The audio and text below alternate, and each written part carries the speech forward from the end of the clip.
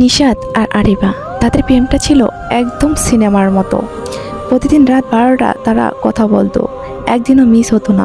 কিন্তু একদিন আরিবা হঠাৎ বলল, আজ রাত 12টার পর আমার সাথে কথা বলো না প্লিজ। নিশাত অবাক, কেন, কি হয়েছে? আরিবা শুধু বলল, আমি যদি কল দেই তাও ধরো না। তারপর কল কেটে দিল। সেই রাতে খবর এলো আরিবা একটা দুর্ঘটনায় মারা গেছে।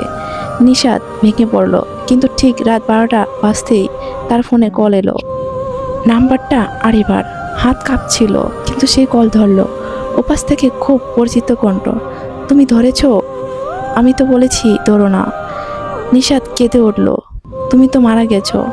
ওপাশ থেকে ধীরে হাসছিল শব্দ, আমি এখনো তোমার কাছেই আছি। হঠাৎ নিশাত রুমের বাতি নিভে গেল। তারপর সে অনুভব করলো কেউ তার কাঁধে হাত রাখছে, ঠান্ডা বরফের মতো হাত।